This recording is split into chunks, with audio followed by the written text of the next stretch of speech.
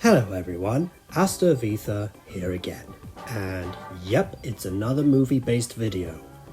Except this is going to be a dual type video where I discuss some of the problems with the movie and discuss how we could fix those problems. That movie is none other than the Super Mario Galaxy movie.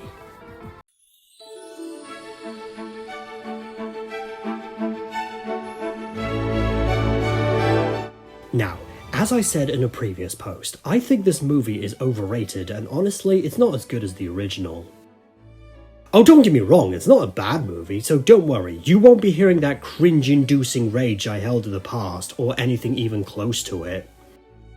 Not that you would, even if I did hate this movie, since honestly, I'm not proud of those old videos. So take those old videos and drop them in the still world and leave them to be devoured by Null.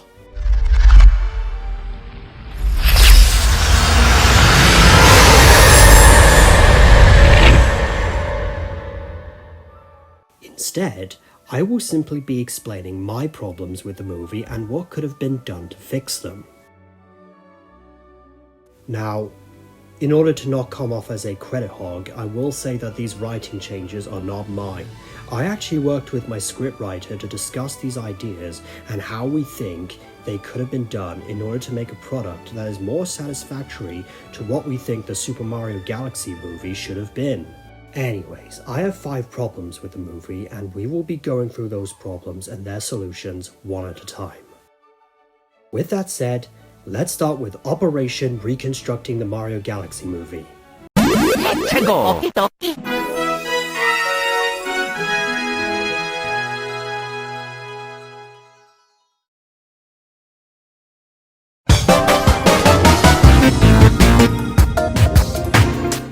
Now, this is a problem that carries over from the first movie, except arguably it's even worse in this movie since that whole subplot with Mario and Luigi as babies is pointless and honestly just serves to waste time.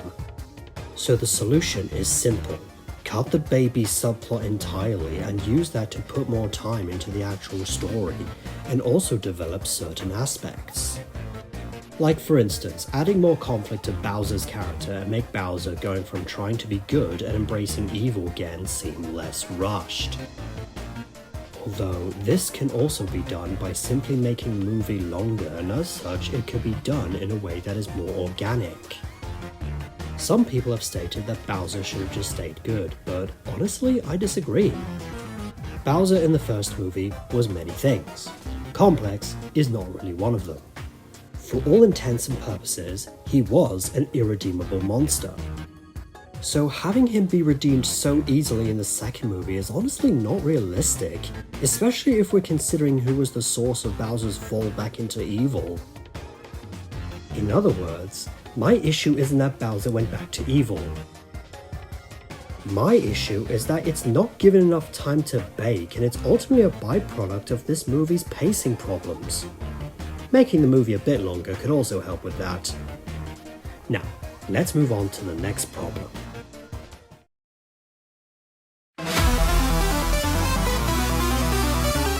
Bowser Jr. takes the center stage as the main villain of this movie, and in some aspects, he's great. Benny Safdie is great in the role, his dynamic with Bowser is fantastic, and overall he's pretty well written. Except for one little problem. He's too evil. Now, what do I mean by this? Well, before we fully put everything together, let's talk about how stakes should be raised in a cinematic universe. The stakes should start out somewhat high in the first movie, but not too drastic, something the first movie does perfectly. And all subsequent movies should increase the stakes in small increments in order to keep hype for the next movie going and to add suspense. The Sonic movies do this perfectly. And yes, I will be comparing them because the Sonic movies are honestly just better in terms of quality scriptwriting than the Mario movies. The Sonic movies also kept things at a steady pace, from a more personal threat to a global domination threat to a global destruction threat. See, that's how you raise the stakes. Anyways, what does Illumination and Nintendo do? Oh, they start with Bowser trying to conquer or destroy the Mushroom Kingdom, and then the stakes spike up to Bowser Jr. planning to... Well, let's allow Bowser Jr. to explain what his goal is. My Koopas! Guess who stole a princess? And not just any princess, the guardian of the cosmos, the mother of the stars! With her powers, we will destroy the universe! She will give her life for our glory! How's that for a speech? If you don't see the problem here, I'll tell you. The stakes are brought up way too high, way too fast. I get the need to raise the stakes, but that's too much. How about instead, we make it that Junior plans to use a mind control device to take over the galaxy?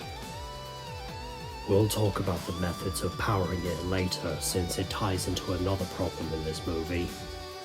Maybe also show Bowser Jr. having a more positive relationship with Kamek and the minions. But this detail isn't as important. Now let's get to problem 3.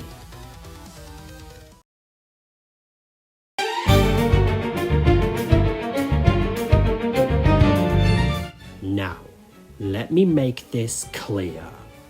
Yes, part of this is due to my personal distaste for Wart as a character. He's a lame, bubble-spitting frog that is defeated by feeding him vegetables. And he's not even real in universe since he's a figment of Mario's dreams. At least all the other members of Wart's group were made real in other games. You know, like Shy Guys, Sniffits, Pokies, Bob-Ombs, Ninjas, and especially Birdo. And Wart's issue in this movie is that it didn't need to be him. If anything, due to this being a Mario Galaxy movie, the better option for Wart's role in this movie would be Tatanga, the main antagonist of Super Mario Land. He is a space alien with an equal lack of personality, but at least his origins as an alien makes him a more interesting and fitting addition to this movie. Now let's move on to the next issue.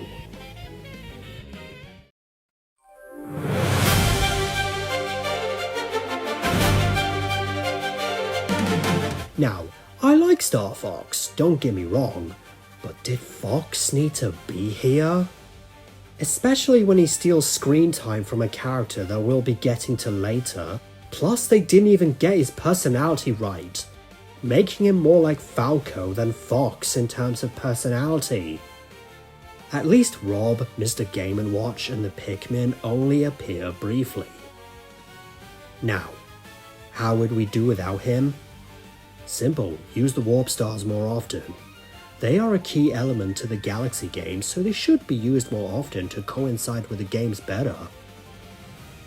Now, let's move to the last problem. And believe me when I say, I saved the worst problem for last.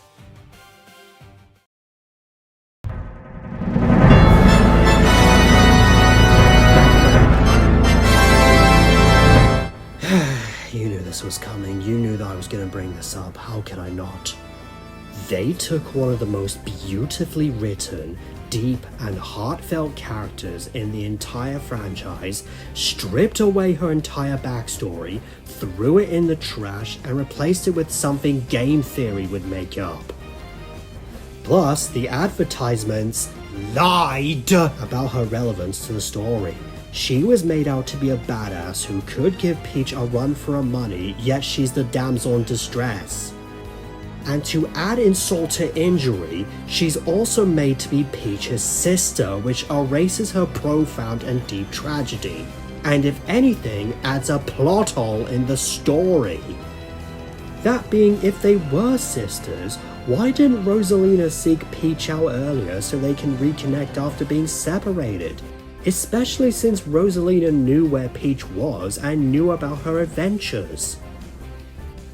If that wasn't enough, According to some sources, Nintendo is apparently now planning to retcon Rosalina's backstory to fit the movies. Now, let me say this, retcons aren't always a bad thing. The Zelda timeline is a retcon, and it actually solves a plot hole in the series. But that's a topic for another day. And it involves a much more toxic fanbase, so let's leave that for another time. But in this case, this retcon is a bad thing since it destroys Rosalina's uniqueness and justifies the peachification she's undergone in the games. Do you now see the potential you squandered? Now, how do we fix Rosalina in this movie?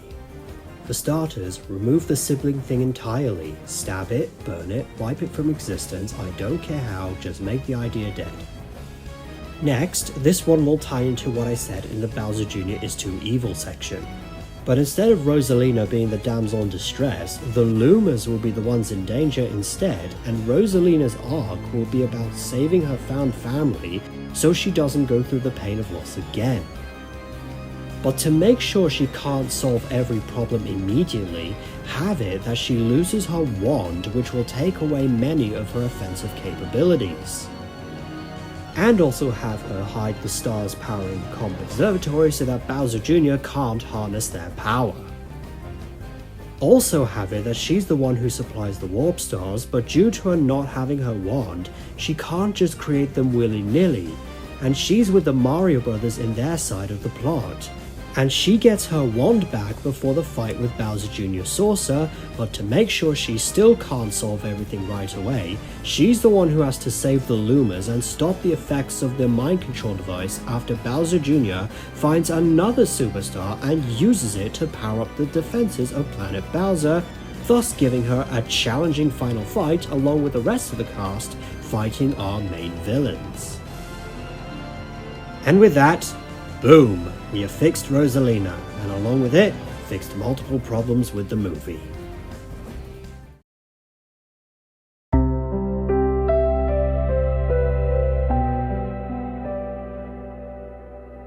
Alright, now that we have taken care of all that, tell me, what did you think of my changes? Is there anything you would have done differently?